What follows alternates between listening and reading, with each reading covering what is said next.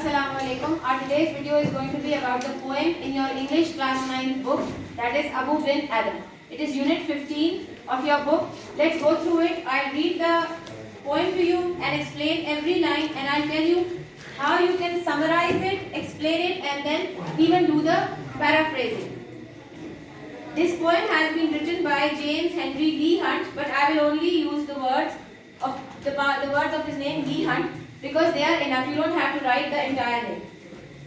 Abou bin Adhem, may his tribe increase, awoke one night from a deep dream of peace, and saw within the moonlight in his room, making it rich and like a lily in bloom, an angel writing in a book of gold. Now this is the first stanza. It is made up of 5 lines.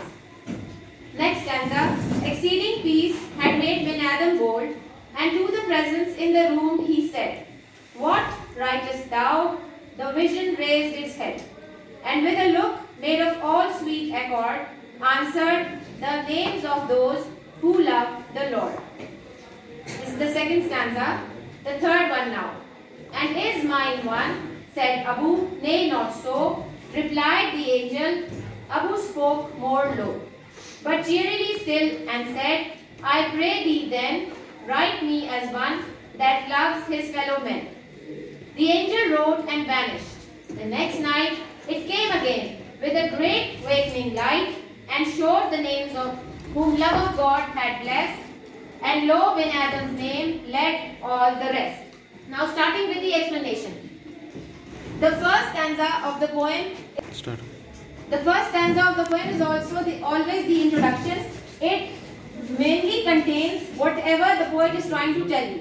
In this poem, Abou bin Adhem, the poet is writing about a man by the name of Abou bin Adhem who was very pious, and his main aim in life was to be good to others. In the first line of the poem, the poet is telling us, now when you start your paraphrasing, the first thing that you are going to give is reference to the context. You must read the poem a few times so that you know which stanza comes first, which one is second, which is third, and which is fourth. Now this is the first stanza of the poem. In this poem, the poet Lee Hunt is introducing a very pious person to us by the name of Abou bin Adhem. And in the first line in the brackets, you can see that he has blessed him, given him a prayer, and the prayer contains, "May his tribe increase." Now this type of prayer is making us understand that Lee Hunt wants people like Abou bin Adhem to increase in number because they are good, they are pious, and they are helpful. In the second line, the poet tells us, awoke one night. Now who awoke? The poet Abou bin Adhem awoke one night from a deep dream of peace. He was sleeping peacefully in his room when he awoke due to a light which became bright, which was coming through his window. Now the moonlight came into his window daily, but that night it was brighter than usual, so that light awoke him, making it, and saw within the moonlight in his room. The third line says that Abou bin Adhem saw something inside his room, and the vision was visible because of the moonlight that was coming through the window, and also the vision itself was emitting light. It was too bright, making it rich like a lily in bloom. Here the poet is comparing the beauty of the light coming through the window to a lily which looks very beautiful when it blooms. In the last line of this stanza, the poet tells us that what he saw in the beautiful light coming from the moon through the window was an angel writing something in a book made up of gold. Now this is the explanation of the first stanza. The second stanza says, exceeding peace had made bin Adhem bold. The room was so peaceful that the peace inside the room made Abou bin Adhem bold enough to talk to the vision, whoever was in his room. Now at night, people usually get scared because of the darkness, but the light that the vision was emitting made Abou bin Adhem very bold. And to the presence in the room he said, this line tells us that he spoke to the person who was in his room. "What writest thou?" This is Old English. what are you writing? The vision raised its head. When you write, you look down. The vision was writing something with his pen, so he was looking down towards the book. As soon as Abou bin Adhem addressed him, the vision raised its head to look at Abou bin Adhem.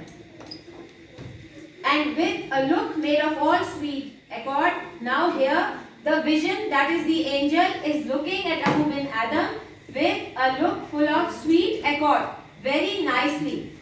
Answered the names of those who love the Lord. Now here the angel replied to Abou bin Adhem that I am writing the names of those people who love the Lord. This is the second stanza in which the angel tells Abou bin Adhem that he is writing in the names of those people who love their Lord. In the third stanza, now Abou bin Adhem is replying to the angel.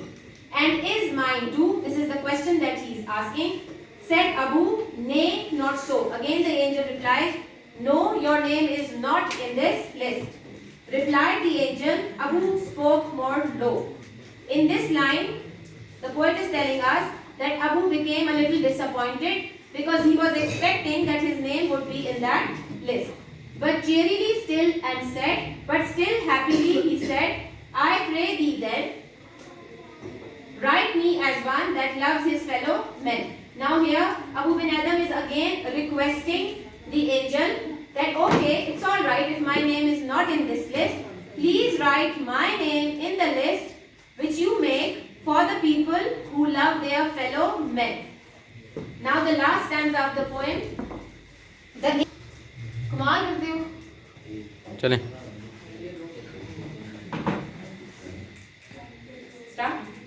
In the last stanza of the poem, the poet is telling us that the angel wrote that night and vanished. The next night it came again with a great awakening light. Again the light that was coming through the window was so great that it awoke Abou bin Adhem and showed the names whom love of God had blessed.